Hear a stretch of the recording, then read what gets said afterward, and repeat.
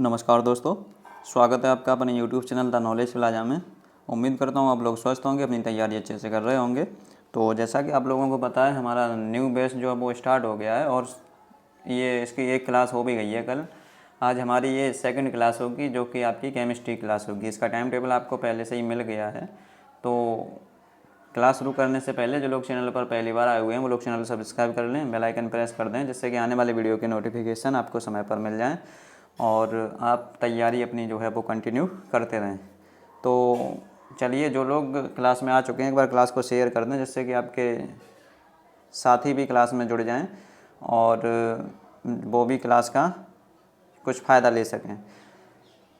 तो चलिए, अब बिना टाइम वेस्ट किए हुए क्लास शुरू करते हैं। क्लास शुरू करने से पहले आप लोग कुछ बातें यहाँ पे जान लीजिए। कुछ बातें क्या जानेंगे आप लोग? सबसे पहले जो है हमारी क्लास का टाइम ये डेली जो है आपका 8 से 9 बजे तक ही रहेगा। 8 से 9, ठीक है, 8 से 9 PM अभी 10 अप्रैल तक, ठीक है। 10 अप्रैल को बोर्ड एग्ज़ाम ख़त्म हो जाएगा।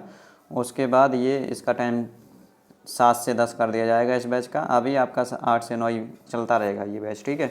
तो ये चीज़ आपको पता चल गई। अब हम आज शुरू करते हैं। आपका क्या शुरू करेंगे? केमिस्ट्री शुरू करेंगे, ठीक है। तो केमिस्ट्री की ये फर्स्ट क्लास है। आप लोग यहाँ पे चैप्टर नंबर 1 से हम शुरू करेंगे। पहला हम क्या जो है पढ़ाएंगे आपको। इसमें जो है आपकी तीनों फिजिक्स जो केमिस्ट्री की ब्रांचें हैं वो तीनों हम आपको कवर कराएंगे, ऑर्गेनिक और इनऑर्गेनिक और फिजिकल तीनों, ठीक है।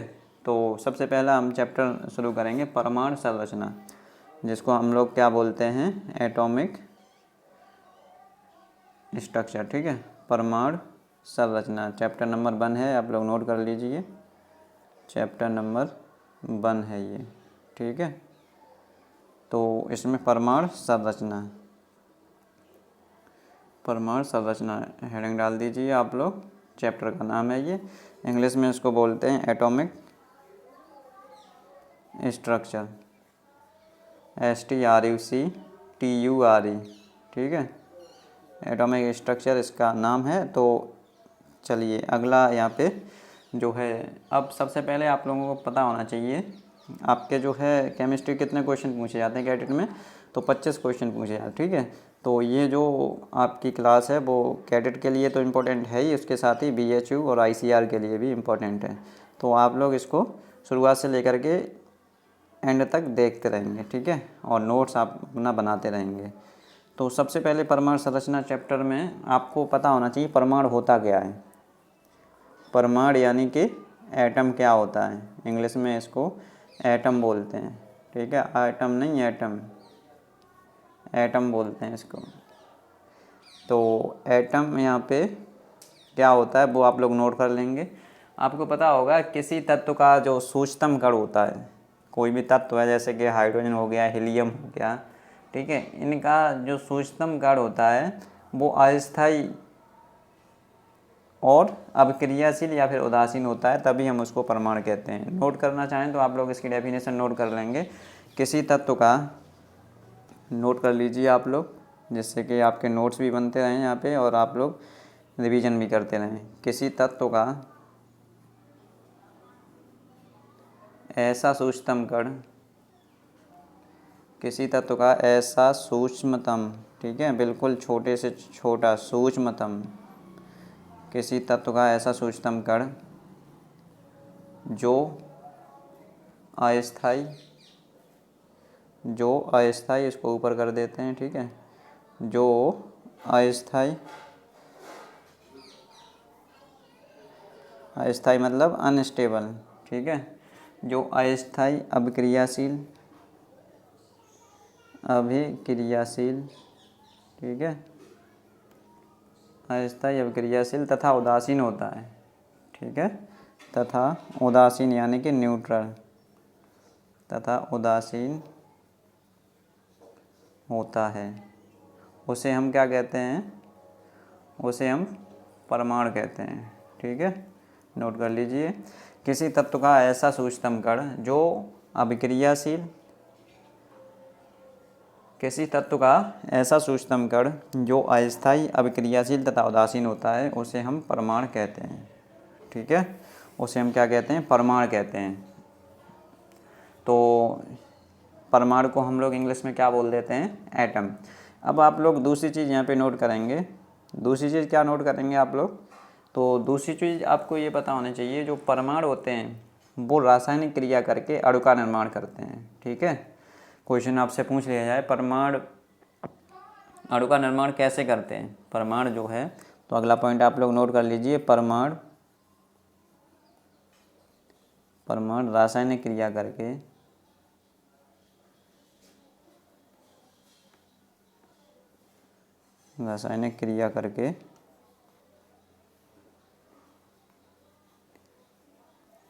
अणु का निर्माण करते हैं।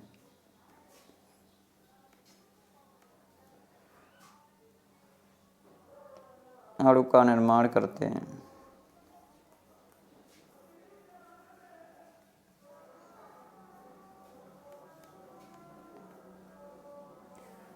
जैसे कि एग्जाम्पल आप लोग देख लेंगे, एग्जाम्पल इसका क्या हो जाएगा, परमाणु रासायनिक क्रिया करके अणु का निर्माण करते हैं। जैसे कि आप लोग समझ लेंगे यहाँ पे, जैसे H+H है, H+H, तो ये क्या है, परमाणु है ये। ठीक है, ये परमाणु है, एटम है। इनकी जब रासायनिक क्रिया होगी तो ये क्या बन जाएगा, H2 हो जाएगा। ठीक है, तो ये क्या बन जाएगा, मॉलिक्यूल बन जाएगा। ठीक है, यानी कि अणु बन जाएगा, मॉलिक्यूल। तो आपसे अगर पूछा जाए कि परमाणु रासायनिक क्रिया करके क्या बनाते हैं, तो अणु बनाते हैं, अणु यानी कि मॉलिक्यूल। ठीक है, तो ये इधर आपको पता होगा ये अनस्टेबल है, यहाँ पे ये जो है वो अनस्टेबल है, अनस्टेबल मतलब अस्थाई, और ये जो मॉलिक्यूल है वो स्टेबल है, मतलब कि स्थाई है ये। तो स्थाई और अस्थाई क्या होते हैं, जबकि इनका जो कक्षक होता है वो अगर पूरा होता है तो वो स्थाई हो जाता है, कहीं भी रिएक्शन नहीं कर पाता है। जैसे कि आपके हाइड्रोजन में दो होते हैं। ठीक है, हाइड्रोजन में आपके दो पाए जाते हैं, तो यहाँ पे दो पूरे हो गए इसके। ठीक है, इलेक्ट्रॉनिक कन्फिग्रेशन अभी आपको आगे बताएंगे इलेक्ट्रॉनिक कन्फिग्रेशन क्या होता है, तो वो आप लोग जब जान जाएंगे तो ये चीज़ समझ जाएंगे। तो यहाँ पे आपको केवल ये चीज़ याद रखनी है कि परमाणु क्या होता है, परमाणु क्या होता है, तो ये हमने आपको लिखवा दिया है, किसी तत्व का ऐसा सूक्ष्म कण जो अस्थायी, अक्रियाशील या उदासीन होता है, तो उसको हम परमाणु कहते हैं। दूसरा पॉइंट हमने आपको बताया, परमाणु रासायनिक क्रिया करके अणु का निर्माण करते हैं। जैसे कि एग्जाम्पल H+H, और इसका रिएक्शन हुआ तो ये H2 बन गया। अब अगली चीज़ आप लोग नोट कर लेंगे, यहाँ पे अगला पॉइंट नोट कर लीजिए, अस्थाई वे परमाणु होते हैं, जो हमने अभी पीछे आपको समझाया ना, वही आप लोग यहाँ पे लिख लीजिए, अस्थाई वो परमाणु होते हैं, अस्थाई वो परमाणु होते हैं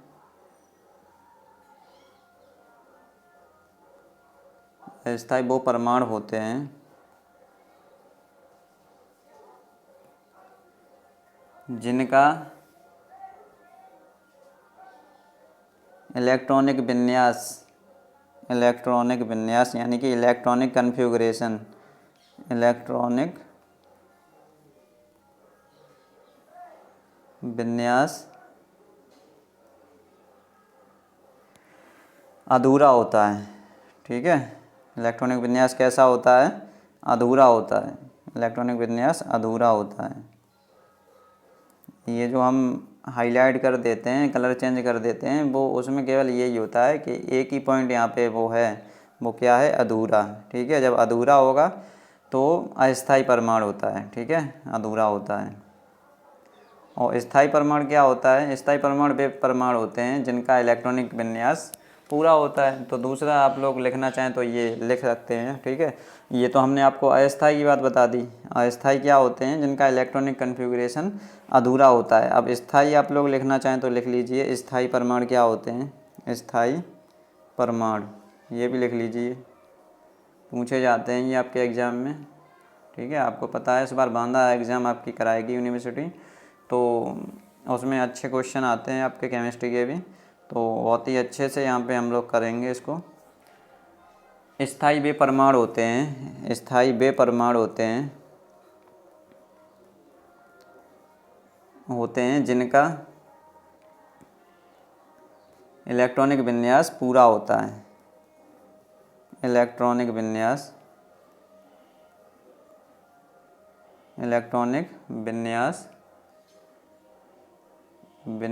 ठीक है, शून्य वर्ग के गैसों के समान होता है। ये भी लिख सकते हैं आप लोग, शून्य वर्ग की गैसों के समान होता है। शून्य वर्ग की गैसों के समान होता है। और शून्य वर्ग की गैसों का इलेक्ट्रॉनिक विन्यास कैसा होता है, तो वो फुल होता है, ठीक है। शून्य वर्ग की गैसें कौन कौन सी होती हैं? हीलियम हो गया, नियॉन हो गया, ठीक है। जो आपका लास्ट जो ग्रुप होता है ना 18वां, उसमें जो भी तत्व होते हैं वो सभी शून्य वर्ग के होते हैं, ठीक है। जो भी गैसें होती हैं वो शून्य वर्ग की होती हैं। तो आप लोगों ने क्या पढ़ा? परमाणु पढ़ लिया। परमाणु के बारे में जो चीज़ हमने बताई, स्थायी और अस्थायी परमाणु क्या होता है, वो पढ़ लिया। अब आपको कुछ तत्वों का परमाणु क्रमांक पता होना चाहिए, ठीक है। आपके एग्ज़ाम में 30 तक के परमाणु क्रमांक का आपको अगर पता होगा तो आप लोग सही से पेपर सॉल्व कर लेंगे। तो कुछ 30 तक के आप लोग परमाणु क्रमांक लिख लीजिए। परमाणु क्रमांक 1 किसका होता है? तो हाइड्रोजन का, ठीक है। 2 हीलियम का 2 होता है, ठीक है।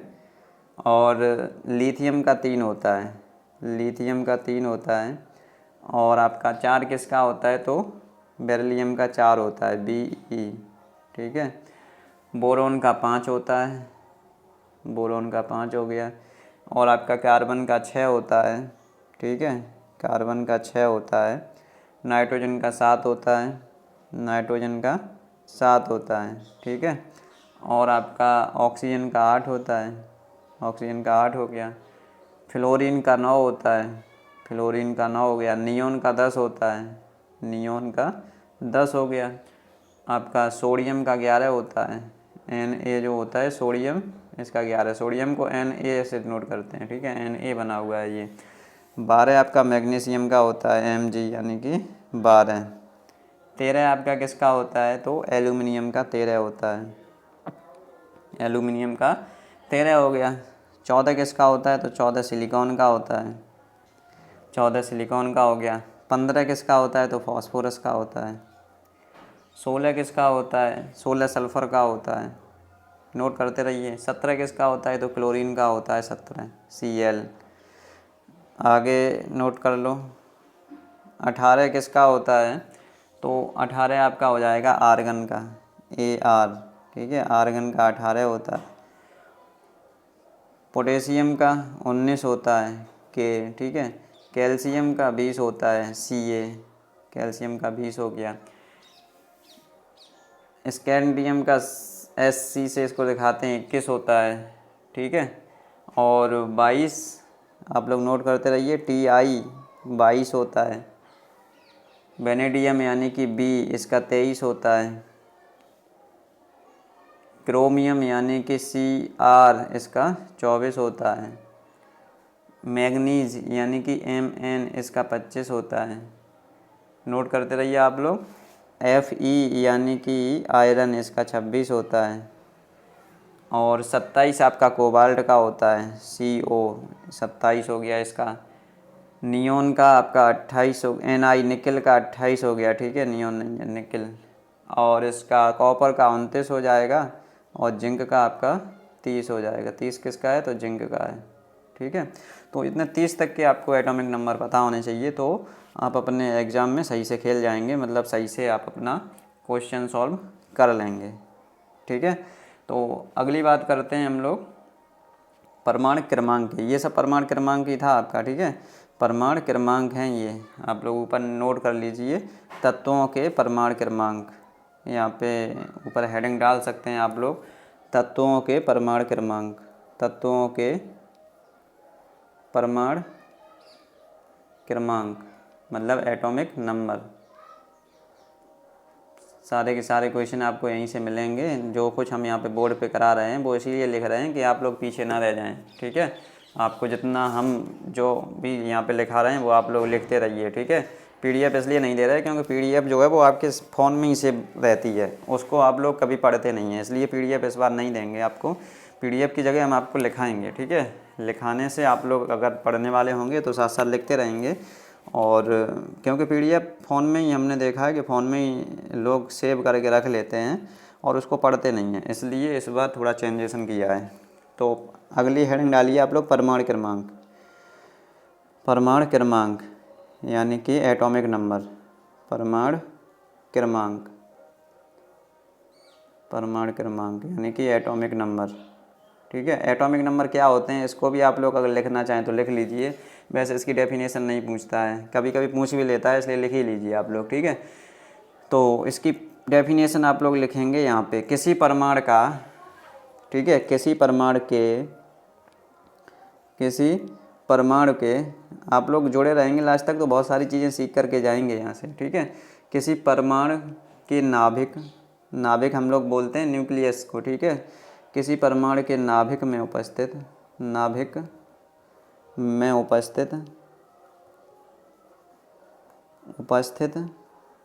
किसी परमाणु के नाभिक में उपस्थित प्रोटॉन की संख्या को, प्रोटॉन, ठीक है, हिंदी में आप लोग लिख लीजिए प्रोटॉन की संख्या यहाँ पे सही से लिख दें। किसी परमाणु के नाभिक में उपस्थित प्रोटॉन की संख्या को परमाणु क्रमांक कहते हैं, ठीक है। परमाणु क्रमांक कहते हैं मतलब एटॉमिक नंबर कहते हैं, ठीक है। एटॉमिक नंबर यहाँ पे आप लोग AN से नोट कर लेंगे तो याद बना रहेगा, एटॉमिक नंबर कहते हैं, ठीक है। आपसे क्वेश्चन पूछा जाता है परमाणु क्रमांक को किससे दिखाते हैं यानी किससे नोट करते हैं, तो इसको Z से दिखाते हैं, ठीक है, Z से दिखाते हैं। आपको कभी कभी क्वेश्चन में दिखाई देगा कि Z बराबर 1, तो Z का मान वहाँ पे क्या है कि प्रोटॉन की संख्या 1 है, Z से दिखाते हैं, ठीक है। चलिए ये चीज़ आपको समझ में आ गई होगी। हमने आपको क्या पढ़ाया यहाँ पे, परमाणु क्रमांक क्या होता है। परमाणु क्रमांक क्या होता है, किसी परमाणु के नाभिक में उपस्थित प्रोटॉन की संख्या को हम परमाणु क्रमांक कहते हैं। परमाणु क्रमांक को किससे दिखाते हैं, तो हम इसको Z से दिखाते हैं। तो परमाणु क्रमांक यहाँ पे कुछ चीज़ें हैं वो आपको ध्यान रखनी है, ठीक है। ये सही से लिखते चलिए और हम आपको समझाते चल रहे हैं, वो आप लोग समझ लेंगे जिससे कि तुरंत के तुरंत आपको याद हो जाएगा। परमाणु क्रमांक जो बराबर होता है ना, अगला पॉइंट देखिए, परमाणु क्रमांक बराबर, ऐसे ही लिख लीजिए आप लोग, परमाणु क्रमांक बराबर यानी कि एटॉमिक नंबर बराबर किसके बराबर होता है, ये एटॉमिक नंबर बराबर परमाणु क्रमांक बराबर प्रोटॉन की संख्या, ठीक है। मतलब ये चीज़ याद ही करनी है आपको, परमाणु क्रमांक बराबर क्या होता है, प्रोटॉन की संख्या, प्रोटॉन की संख्या। यानी कि हम क्या लिख सकते हैं, हमने आपको बताया कि परमाणु क्रमांक को हम लोग किससे दिखाते हैं, तो परमाणु क्रमांक को हम लोग Z से दिखाते हैं और प्रोटॉन की संख्या को हम लोग किससे दिखाते हैं, बराबर है तो बराबर लगा दिया। प्रोटॉन की संख्या को हम P से दिखाते हैं तो Z बराबर P भी हम इसको बोल सकते हैं, ठीक है। ये कॉन्सेप्ट आपको समझ में आ गया होगा। आगे चलते हैं। अब आगे क्या आप लोग नोट करेंगे, जब आपको पता है ना उदासीन होता है, ठीक है। उदासीन मतलब आप लोग पहले समझ लीजिए, उदासीन एक होता है, एक स्थायी होता है, अभी हमने आपको पीछे बताया, एक अस्थायी होता है। जो लोग बीच में जुड़ रहे हैं वो शुरुआत से देखेंगे तो उनको सब समझ में आ जाएगा, ठीक है। एक स्थायी होता है, एक अस्थायी होता है और एक उदासीन होता है, ठीक है। तो स्थायी हमने क्या बताया कि इसका जो इलेक्ट्रॉनिक विन्यास होगा, जो पूरा अगर होगा किसी भी तत्व का इलेक्ट्रॉनिक विन्यास या किसी भी परमाणु का, अणु का, किसी का भी इलेक्ट्रॉनिक विन्यास जो है वो अगर पूरा होगा, ठीक है। जब पूरा होगा, इलेक्ट्रॉनिक विन्यास जब पूरा होगा तो वो परमाणु क्या कहलाएगा, स्थायी कहलाएगा। अगर अधूरा होगा तो क्या कहलाएगा, अस्थायी कहलाएगा, ठीक है। अधूरा ऐसा लिखा जाएगा शायद, ठीक है। जब इसमें अधूरा होता है तो क्या होता है, अस्थायी होता है, ठीक है। और उदासीन क्या होता है, उदासीन मतलब उस पर कोई फर्क ही नहीं पड़ेगा, वो उदासीन ही है, ठीक है। अब इसमें में हम आपको एक चीज़ समझाएंगे तो वो आप लोग समझ जाएंगे अब, ठीक है। तो अगला पॉइंट आप लोग नोट करिए, इसको हम हटा दे रहे हैं क्योंकि ये आपके काम का नहीं है, ये समझाने के लिए केवल रखा था मैंने, तो इसको हटा दे रहे हैं यहाँ पे, ठीक है। अगला आप लोग नोट करेंगे तो आप लोग समझ जाएंगे सब। अगला क्या लिखेंगे, पॉइंट बना करके लिखते रहिए। जब परमाणु उदासीन होता है, जब, अगला पॉइंट है ये, ठीक है, जब परमाणु उदासीन होता है, जब परमाणु उदासीन होता है, जब परमाणु उदासीन होता है तो उसमें उपस्थित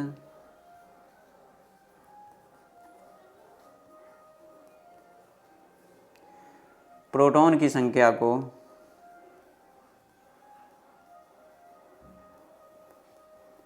प्रोटॉन की संख्या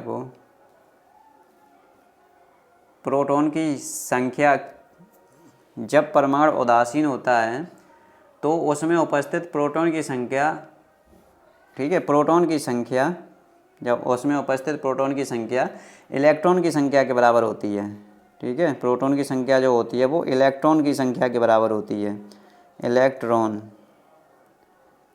की संख्या के बराबर होती है, ठीक है, इलेक्ट्रॉन की संख्या के बराबर होती है, ठीक है। इतना चीज़ आप लोग लिख लिए होंगे। हमने क्या लिखवाया, जब परमाणु उदासीन होता है तो उसमें उपस्थित प्रोटॉन की संख्या इलेक्ट्रॉन की संख्या के बराबर होती है, ठीक है। उदासीन का मतलब क्या होता है, जैसे कि आपने देखा होगा चार्ज लगा होता है।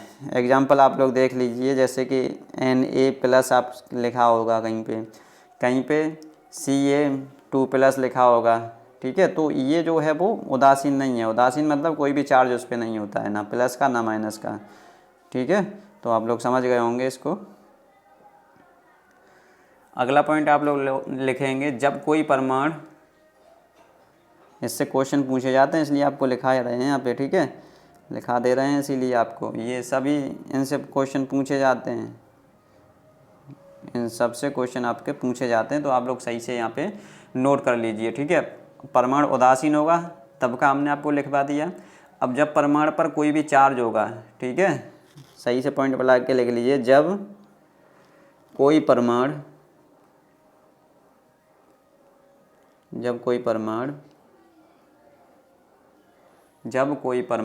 आयन की अवस्था में होगा, ठीक है, आयन की अवस्था में मतलब कि धनात्मक या ऋणात्मक कोई भी चार्ज, मतलब आयन मतलब चार्ज, जब कोई परमाणु चार्ज की अवस्था में होगा या आयन की अवस्था में होगा,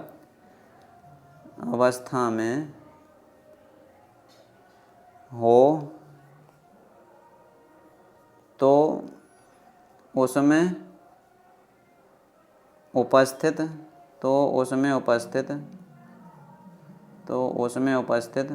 प्रोटॉन की संख्या, तो उसमें उपस्थित प्रोटॉन की संख्या, सही से लिखिए, तो उसमें उपस्थित प्रोटॉन की संख्या,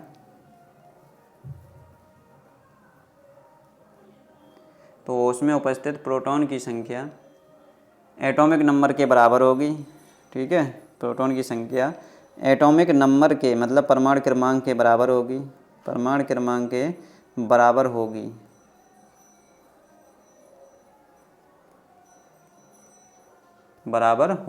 और इलेक्ट्रॉन की संख्या, ठीक है, और इलेक्ट्रॉन की संख्या बदल जाती है, ठीक है। इलेक्ट्रॉन की संख्या क्या होगी, बदल जाएगी, इलेक्ट्रॉन की संख्या बदल जाती है। बदल कैसे जाती है वो चीज़ नोट कर लीजिए, बदल जाती है, ठीक है, बदल जाती है। अब बदलेगी कैसे, पॉइंट लगा के लिखिए, जब प्लस आयन होगा, ठीक है, जब प्लस आयन से इलेक्ट्रॉन, जब प्लस आयन होगा ना, तो प्लस आयन से क्या होगा, प्लस आयन से इलेक्ट्रॉन कम हो जाता है। अभी हम इसके एग्जाम्पल बताएंगे तो आप लोग अच्छे से समझ जाएंगे। प्लस आयन से इलेक्ट्रॉन कम हो जाता है, और माइनस आयन से, और माइनस यानी नेगेटिव आयन से इलेक्ट्रॉन बढ़ जाता है, ठीक है, बढ़ जाता है। एग्जाम्पल आप लोग अब यहाँ पे लिखेंगे तो अच्छे से समझ जाएंगे। जैसे कि एग्जाम्पल की बात करें, पहला एग्जाम्पल क्या है, पहला एग्जाम्पल आप लोग लिख लीजिए, इलेक्ट्रॉन की संख्या ज्ञात कीजिए। क्वेश्चन लिख लीजिए, क्वेश्चन लिख लो, जितना हमने आपको भी पढ़ाया वो सब आपको क्लियर हो जाएगा क्वेश्चन के रूप में। क्वेश्चन क्या है, इलेक्ट्रॉन की संख्या ज्ञात कीजिए। इलेक्ट्रॉन को ऐसे लिख देते हैं, ठीक है, इलेक्ट्रॉन की संख्या ज्ञात कीजिए, इलेक्ट्रॉन की संख्या ज्ञात कीजिए। क्वेश्चन नंबर 1, क्या है? अब इसमें पहला नंबर Na+, ठीक है, Na+ में इलेक्ट्रॉन की संख्या बताइए। क्वेश्चन आपसे पूछा जाता है ऐसे ही, इलेक्ट्रॉन की संख्या इसमें बताइए, किसमें? Na+।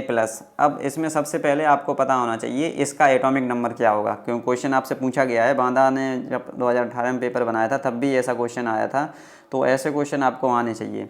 तो ऐसे क्वेश्चन सॉल्व करने के लिए सबसे पहले क्या होता है, आप लोग नोट करना चाहें तो नोट कर लें। सबसे पहले क्या होगा, इसमें हमें प्रोटॉन की संख्या मतलब इसका एटॉमिक नंबर पता होना चाहिए। पहला क्या होता है, एटॉमिक नंबर हमें पता होना चाहिए, ठीक है। उसके बाद दूसरा हम प्रोटॉन की संख्या निकाल लेंगे, ठीक है। दूसरा हम प्रोटॉन की संख्या निकाल लेंगे। उसमें क्या बात ध्यान रखनी होगी कि प्लस अगर होगा, ये यहाँ पे प्लस है ना, तो प्लस अगर होगा तो हमने ऊपर पॉइंट अभी लिखवाया है, प्लस जब आयन होगा तो इलेक्ट्रॉन की संख्या कम हो जाती है, और अगर माइनस आयन होगा तो इलेक्ट्रॉन की संख्या बढ़ जाती है। तो सबसे पहले इसका आंसर आप लोग क्या बताएंगे कि जिसमें इतने जो आपका एटॉमिक नंबर होता है, जो एटॉमिक नंबर होगा वही उसमें प्रोटॉन की संख्या होगी। हमने ऊपर भी आपको लिखाया था ना, परमाणु क्रमांक बराबर प्रोटॉन की संख्या, पिछले पेज पे लिखवाया था। देखो यहाँ पे हम आपको दिखा दे रहे हैं, यहीं कहीं पे लिखाया था, परमाणु क्रमांक बराबर A बराबर Z बराबर P हमने लिखाया था ना। परमाणु क्रमांक बराबर प्रोटॉन की संख्या, ये हमने लिखाया है अभी, ठीक है। परमाणु क्रमांक बराबर प्रोटॉन की संख्या, तो इसका परमाणु क्रमांक कितना है? इसका परमाणु क्रमांक सोडियम का भी हम पीछे लिखवाए हैं। सोडियम का परमाणु क्रमांक आपको पीछे लिखवाए, हम कितना लिखवाए थे? सोडियम का परमाणु क्रमांक हम आपको पीछे लिखवाए थे, तो इसमें आप लोग यहाँ पे नीचे कहीं लिखवाए हैं, तो आप लोग देख लेंगे उसको, ठीक है। तो हम सोडियम का आपको परमाणु क्रमांक बताए दे रहे हैं। सोडियम का परमाणु क्रमांक होता है 11, ये यहाँ पे लिखवाए हैं, देखो ये है सोडियम यहाँ पे लिखा हुआ है, 11 है इसका परमाणु क्रमांक, ठीक है। तो हमने यहाँ पे क्या लिखा, 11 हम यहाँ पे लिख देंगे, मतलब Z बराबर P मतलब परमाणु क्रमांक बराबर प्रोटॉन की संख्या। तो प्रोटॉन की संख्या सोडियम में कितनी हो गई? 11, इसका परमाणु क्रमांक 11 हो गया। अब दूसरा पॉइंट हमने लिखाया था, जब प्लस आयन होगा तो इलेक्ट्रॉन की संख्या माइनस हो जाएगी, और माइनस आयन होगा तो इलेक्ट्रॉन की संख्या बढ़ जाएगी। तो प्लस आयन है, कितना प्लस है? 1 है, तो 1 माइनस हो जाएगा, ठीक है। 11 माइनस 1 बराबर 10 इसका आंसर आ जाएगा, ठीक है। समझ गए होंगे आप लोग। ये सभी पॉइंट अभी हमने आपको लिखवाए हैं, वैसे ही हमने आपको क्वेश्चन सॉल्व करवा दिया। अगर अभी भी नहीं समझे तो दूसरा क्वेश्चन भी आप लोग देख लीजिए। जैसे आपसे पूछा जाए कि आप लोग बताइए Z=13, अगर Z=13 हो, ठीक है, Z=13 हो तो इसमें इलेक्ट्रॉन की संख्या कितनी होगी? इलेक्ट्रॉन की संख्या बताइए, ठीक है, इलेक्ट्रॉन की संख्या बताइए, ये क्वेश्चन आपसे है। तो अब इसको आप लोग जब सॉल्व करेंगे तो आपको पता है ना कि Z बराबर P होता है, वो सब चीज़ आप लोग जब याद करेंगे तभी इसका आंसर दे देंगे, ठीक है। तो Z बराबर P होता है, मतलब एटॉमिक नंबर बराबर प्रोटॉन की संख्या। जब एटॉमिक नंबर आपको पता है, Z कितना है? 13 है, 13 Z है, तो 13 ही इसमें प्रोटॉन हो गए, ठीक है। Z बराबर P, तो 13 ही इसमें प्रोटॉन हो गए, 13 ही इसका आंसर हो गया, ठीक है। कितना सिंपल सवाल है। ऐसे ही एक आप लोग और क्वेश्चन देख लेंगे, आप लोग नोट कर लीजिए इस क्वेश्चन को। ऐसा क्वेश्चन वो मेरठ, मतलब जब नारायण देव यूनिवर्सिटी को पेपर कराती है तब ऐसा क्वेश्चन पूछ लेती है, क्या पता बांदा भी ऐसा पूछ ले, इसलिए ये क्वेश्चन भी आप लोग नोट कर लेंगे। क्वेश्चन जैसे कि नोट करिए, एक तत्व का परमाणु क्रमांक, एक तत्व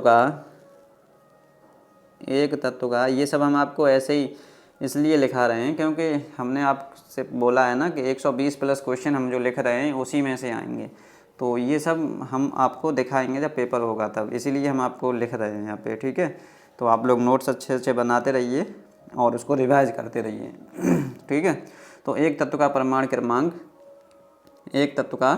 क्रमांक यानी कि एटॉमिक नंबर, परमाणु क्रमांक कितना है? मान लीजिए 16 है, ठीक है।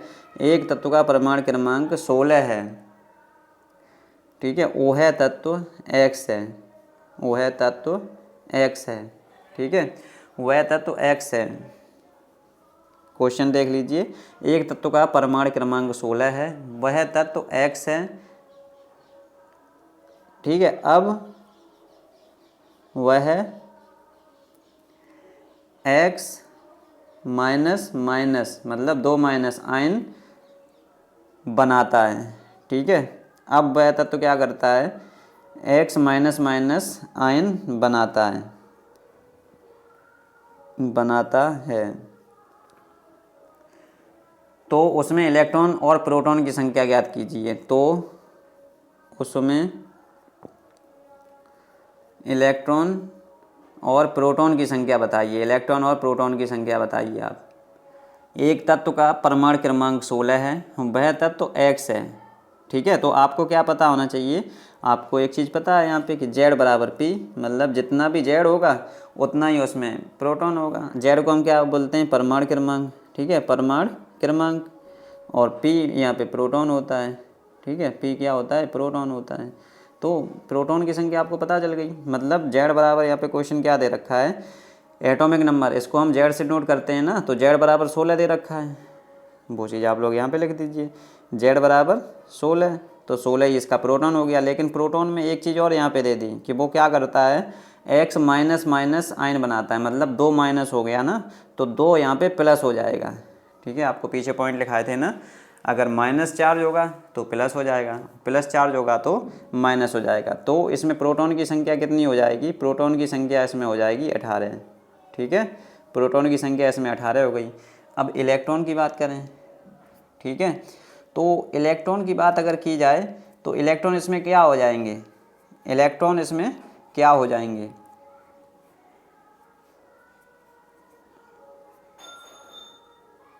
इलेक्ट्रॉन की बात अगर की जाए यहाँ पे, तो ये इलेक्ट्रॉन था, ठीक है। ये पीछे हम जो आपको बताया ये इलेक्ट्रॉन था, प्रोटॉन नहीं था, क्योंकि प्रोटॉन हम आपको पीछे लिखाए हैं ना। प्रोटॉन क्या लिखा है, Z बराबर P लिखा है ना। तो Z बराबर P मतलब जितना Z है वो ही प्रोटॉन हो गया, उसमें इलेक्ट्रॉन की संख्या माइनस हो जाती है ना। पीछे हम आपको क्या बताएं, पीछे हम आपको ये देखिए, Z बराबर 13 हो तो इलेक्ट्रॉन की संख्या ज्ञात कीजिए। इसमें इलेक्ट्रॉन की संख्या ज्ञात करना हम आपको बताए थे, ठीक है। तो इलेक्ट्रॉन की संख्या आपको कैसे निकालनी है, इसमें दोबारा आप लोग एक बार देख लेंगे। दोबारा यहाँ पे इलेक्ट्रॉन की संख्या जैसे Na+ था, ठीक है। तो इसमें अगर प्रोटॉन की संख्या पूछता तो प्रोटॉन की संख्या 11 होती, क्योंकि 11 इसका एटॉमिक नंबर है। और आपको बताए थे हम Z बराबर P, ठीक है। तो Z बराबर P बताए थे ना। तो इलेक्ट्रॉन की, यहाँ पे प्रोटॉन क्या होता है 11, लेकिन इलेक्ट्रॉन की संख्या पूछी है। इलेक्ट्रॉन की संख्या अगर माइनस चार्ज दिया है तो प्लस हो जाएगी, और प्लस चार्ज दिया है तो माइनस हो जाएगी, ठीक है। तो यहाँ पे प्लस चार्ज दिया है, इलेक्ट्रॉन की संख्या 11 माइनस 1 10 हो गया, ठीक है। ऐसे ही अगर Z बराबर 13 हो तो इलेक्ट्रॉन की संख्या ज्ञात कीजिए। तो Z बराबर जब 13 है तो इलेक्ट्रॉन भी इसमें 13 होंगे, इसमें क्या नई बात है, और प्रोटॉन भी इसमें 13 होंगे, ठीक है। इलेक्ट्रॉन तब चेंज होते हैं जब उसमें कोई चार्ज आ जाता है। अब देखिए इसमें जो है 16 उसका एटॉमिक नंबर है, 2 माइनस चार्ज आ गए तो इसमें इलेक्ट्रॉन की संख्या कितनी हो जाएगी, 16 + 2, ठीक है, 16 और +2, इसमें 18 आपके इलेक्ट्रॉन हो गया, ठीक है। इलेक्ट्रॉन की संख्या 18 हो गई। और प्रोटॉन की संख्या में कोई अंतर ही नहीं होता है, जब उसका जो परमाणु क्रमांक होता है वही उसका क्या होता है, वही उसका जो होता है प्रोटॉन होता है, ठीक है, वही उसका प्रोटॉन होता है। तो इसमें एटॉमिक नंबर 16 है तो वही उसका प्रोटॉन हो गया। ऐसे एक क्वेश्चन और आप लोग सॉल्व कर लेंगे, उसके बाद ये टॉपिक आपका समाप्त हो जाएगा, ठीक है। जैसे एक तत्व है ऑक्सीजन, ऑक्सीजन पे माइनस माइनस 2 चार्ज हैं। अब इसमें आप लोग बताइए कि इसमें इलेक्ट्रॉन कितना होगा और प्रोटॉन कितना होगा। अगर ये आप लोग बता दिए तो हम समझ जाएंगे आप समझ गए हैं। चलिए 5-10 सेकंड आप लोग ले लीजिए और बताइए। चलिए तो अब हम आपको बता दे रहे हैं, आप लोग अगर जो लोग नहीं समझें वो लोग समझ लेंगे। हमने आपको बताया कॉन्सेप्ट Z बराबर P, ठीक है, मतलब एटॉमिक नंबर बराबर प्रोटॉन की संख्या, मतलब परमाणु क्रमांक जितना होगा उतने ही उसमें परमाणु होंगे, ठीक है, उसमें क्या होंगे, प्रोटॉन होंगे। तो परमाणु क्रमांक ऑक्सीजन का आपको याद ही रखना होगा, जब आप लोग याद रखेंगे तभी इसमें आप लोग प्रोटॉन की संख्या ज्ञात कर पाएंगे। तो हमने आपको 1 से 30 तक परमाणु क्रमांक लिख दिए हैं आज, वो आप लोग कल याद करके आएंगे तो अच्छे से और आपको समझ में आएगा। तो ऑक्सीजन का परमाणु क्रमांक कितना होता है, 8, तो 8 ही इसमें प्रोटॉन की संख्या हो गई। अब इलेक्ट्रॉन की संख्या निकालने के लिए जो परमाणु क्रमांक होता है वो, अब यहाँ पे देखेंगे माइनस चार्ज है तो माइनस के 2 हैं, तो माइनस से इलेक्ट्रॉन की संख्या प्लस हो जाती है। प्लस के कितने होंगे, 2, क्योंकि 2 माइनस चार्ज हैं। अगर यहाँ पे 2 प्लस चार्ज होते तो 2 माइनस हो जाता, ठीक है, 10 हो गया इसका आंसर। इलेक्ट्रॉन 10 हो जाएंगे और प्रोटॉन 8 हो जाएंगे, ठीक है। तो इतनी चीज़ आप लोग समझ गए होंगे। आज जो है वो पहली क्लास है केमिस्ट्री की, और इसमें कुछ ज़्यादा चीज़ हमने आपको याद करने के लिए दे दी हैं, तो आप लोग इसको याद करके आएंगे।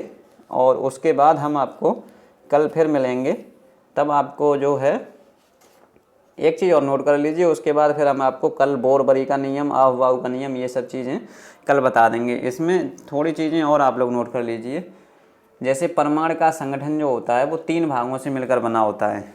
नोट कर लीजिए, परमाणु का संगठन, परमाणु का संगठन, परमाणु का संगठन 3 भागों से मिलकर बना होता है, 3 भागों से मिलकर बना होता है। परमाणु का संगठन, क्वेश्चन पूछा जाए परमाणु का संगठन कितने भागों से मिलकर बना होता है, तो 3 भागों से मिलकर बना होता है। ठीक है, 3 भागों से मिलकर बना होता है। 3 भाग कौन कौन से होते हैं, तो वो होते हैं, एक होता है आपका इलेक्ट्रॉन, ठीक है, पहला इलेक्ट्रॉन हो गया, दूसरा प्रोटॉन हो गया, और तीसरा आपका क्या हो जाएगा, न्यूट्रॉन हो गया। ठीक है, अब इसमें आप लोग केवल इनका एक चीज़ नोट कर लेंगे, उसके बाद आपको छोड़ देंगे। इसमें आप लोग टेबल बनाइए, ठीक है, टेबल में आप लोग 4 खाने कर लीजिए। पहला लिखिए परमाणु का संगठन, यहाँ पे परमाणु का संगठन, परमाणु का संगठन, परमाणु का संगठन। दूसरा लिखिए आप लोग यहाँ पे प्रतीक, मतलब इसको कैसे दिखाते हैं। ठीक है, यहाँ पे लिख लीजिए प्रतीक, कैसे इसको दिखाते हैं। ठीक है, मतलब सिंबल, SYMBOL, सिंबल। अगला आप लोग एक बना लेंगे, इस पर आवेश कौन सा होता है, मतलब चार्ज क्या होता है, आवेश यानी कि चार्ज। ठीक है, चार्ज। एक कॉलम आप लोग बना लेंगे, किसका बनाएंगे अब, खोजकर्ता। ठीक है, खोजकर्ता। अगला यहाँ पे आप लोग बना लेंगे खोजकर्ता, इसके खोजकर्ता कौन है, ये सभी क्वेश्चन आपसे पूछे जाते हैं, इसलिए आपको एक जगह नोट करा लेते हैं, खोजकर्ता। ठीक है, और अगला एक आप बना लीजिए डिस्कवर्ड बाई, खोजकर्ता। ठीक है, द्रव्यमान, इसका द्रव्यमान क्या होता है, यानी कि मास कितना होता है। ठीक है, अभी आप लोग समझ जाएंगे। देखिए यहाँ पे सबसे पहला परमाणु का संगठन लिखिए। परमाणु के संगठन में पहला क्या है, पहला है आपका 3, हमने बताया ना, परमाणु का संगठन जो है वो 3 भागों से मिलकर बना होता है, इलेक्ट्रॉन, प्रोटॉन, न्यूट्रॉन। तो पहला लिख दीजिए इलेक्ट्रॉन, इलेक्ट्रॉन। ठीक है, इलेक्ट्रॉन। इलेक्ट्रॉन को हम कैसे दिखाते हैं, वो यहाँ पे लिख लीजिए सिंबल में, इसको हम -1e ऐसे भी दिखाते हैं। ठीक है, या फिर इसको हम लोग कैसे दिखाते हैं, E-। ठीक है, इसको 2 तरह से दिखाते हैं, या फिर -1e से दिखा सकते हैं, या फिर E- से दिखा सकते हैं। इस पे चार्ज कितना होता है, तो -1.6 इंटू 10⁻⁻19 कूलाम। ठीक है, -19 कूलाम, ये इस पे चार्ज होता है। अगला, इसके खोजकर्ता कौन है वो आप लोग नोट कर लीजिए। खोजकर्ता में आप लोग लिख लीजिए J.J. थॉमसन। ठीक है, थॉमसन लिख लीजिए, J.J. थॉमसन। अब इसका द्रव्यमान कितना होता है वो लिख लीजिए। द्रव्यमान कितना होता है इसका, तो 9.11 इंटू 9.11 इंटू 10⁻28 ग्राम। ठीक है, -28 ग्राम, ये इसका द्रव्यमान होता है। अगला संगठन आप लोग नोट करेंगे प्रोटॉन। ठीक है, प्रोटॉन। प्रोटॉन का कैसे दिखाते हैं, प्रोटॉन को कैसे दिखाते हैं, तो इसको हम लोग दिखाते हैं 1H1 या फिर P से, 1H1, 1H1। ठीक है, ये जो 1H है ना, ये वाली, यहाँ पे इसको हटा दे रहे हैं थोड़ा। जैसे इसको कैसे दिखाते हैं, एक यहाँ पे नीचे 1, फिर H, फिर ऊपर इसके 1H1 ऐसा कर लिखा हो तो ये प्रोटॉन की संख्या से नोट होता है, या फिर एक इसको P से भी दिखाते हैं। अब इस पे चार्ज कितना होता है, चार्ज इस पे आप लोग नोट कर लेंगे। इस पर जो आवेश होता है वो 1.6 इंटू 10⁻⁻19 कूलाम होता है।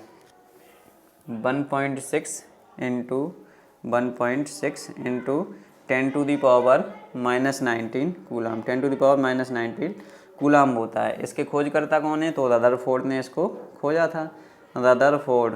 ठीक है, रदरफोर्ड ने इसको खोजा था। इसका द्रव्यमान कितना होता है, तो तो द्रव्यमान की बात की जाए तो 1.627 इंटू 10⁻24 ग्राम, ठीक है, -24 ग्राम। अब एक बचा तीसरा संगठन क्या है, इलेक्ट्रॉन, प्रोटॉन और न्यूट्रॉन। तीसरा है न्यूट्रॉन। तो न्यूट्रॉन इसमें लिख लीजिए आप लोग। न्यूट्रॉन को हम लोग कैसे दिखाते हैं, इसका प्रतीक क्या है, तो 0n1, ठीक है, इसको ऐसे दिखाते हैं। इस पर कोई चार्ज नहीं होता है, ठीक है, चार्ज इस पर कोई नहीं होता है। क्वेश्चन बहुत इंपॉर्टेंट है, इनमें से किस पर कोई भी आवेश नहीं होता है, तो न्यूट्रॉन पर कोई भी आवेश नहीं होता है। इसको किसने खोजा था, तो चैडविक ने, ठीक है, चैडविक ने इसको खोला था, ठीक है। इसके खोजकर्ता कौन है, चैडविक। और इसका जो चार्ज है, मतलब इसका द्रव्यमान है, वो कितना होता है, 1.672 इंटू 10⁻⁻24 ग्राम, ठीक है। इसकी आप लोग ट्रिक भी नोट कर सकते हैं। ट्रिक क्या होती है, ईंट पर नाच, ईंट पर नाच, मतलब ईंट मतलब इलेक्ट्रॉन के खोजकर्ता कौन है, थॉमसन, नोट कर लेंगे आप लोग। प्रोटॉन के खोजकर्ता कौन है, रदरफोर्ड। और न्यूट्रॉन के खोजकर्ता कौन है, तो चैडविक, ठीक है। ईंट पर नाच। तो ये आपकी क्लास आज यहीं तक रहेगी। उम्मीद करता हूँ आप लोग क्लास अच्छे से समझे होंगे। क्लास अगर समझ में आई हो तो इसको लाइक करिए, अपने दोस्तों तक इसको शेयर करिए, और आप ऐसे ही लास्ट तक बने रहेंगे तो आपका सिलेक्शन जो है वो 100% कहीं ना कहीं होगा। क्योंकि जो लोग लास्ट तक क्लास में जुड़े रहते हैं वो मेहनती छात्र हैं, और वो किसी ना किसी आपके जो भीड़ होती है उससे अलग छात्र होते हैं। आप लोगों को पता होगा कि आपके कैडेट में कितनी सीटें और कितना फॉर्म पड़ता है, ठीक है। तो वो भीड़ ऐसे ही छटती जाती है, क्योंकि आप लोग देखेंगे शुरुआत में कितने बच्चे देखते हैं और लास्ट तक कितने बच्चे रह पाते हैं, ठीक है। तो आप लोग देख लेंगे भीड़ अपने आप छट जाती है। आप लोग केवल मेहनत करते रहिए और निराश नहीं होंगे, ठीक है। क्योंकि आपकी तरह बहुत लोग नहीं हैं, आपकी तरह बहुत लोग नहीं हैं। आप जितने मेहनती हैं उतने और लोग नहीं हैं। क्योंकि आप लोग शुरुआत से देखेंगे, जब शुरुआत होती है क्लास की तो कितने लोग जुड़े रहते हैं, और लास्ट तक वो लोग छोड़ जाते हैं। जो छोड़ जाते हैं वो खो जाते हैं, कुछ ना कुछ उन्हें कुछ नहीं मिलता है। और जो लास्ट तक डटे रहते हैं, मेहनत करते रहते हैं, उन्हें सब कुछ मिल जाता है, ठीक है। उन जो जहाँ चाहते हैं वहाँ पे उनका सिलेक्शन हो जाता है। तो आज जो है आपकी पहली क्लास थी, और आपका डेली का टाइम जो है वो आपका 8 से 9 ही रहेगा। और जो भी आपको कुछ भी चीज़ समझ में नहीं आती है वो आप लोग क्लास ख़त्म होने के बाद कमेंट कर देंगे, जिससे कि हम आपको जो चीज़ नहीं समझ में आई है वो समझा सकें, ठीक है। तो चलिए, और आप लोग जोड़ते रहिए लोगों को, जिससे कि हमें भी मोटिवेशन मिले कि हाँ बच्चों के लिए और अच्छा किया जाए। तो चलिए, अब कल मिलते हैं आपको बॉटनी क्लास में। तब तक के लिए जय हिंद, वंदे मातरम।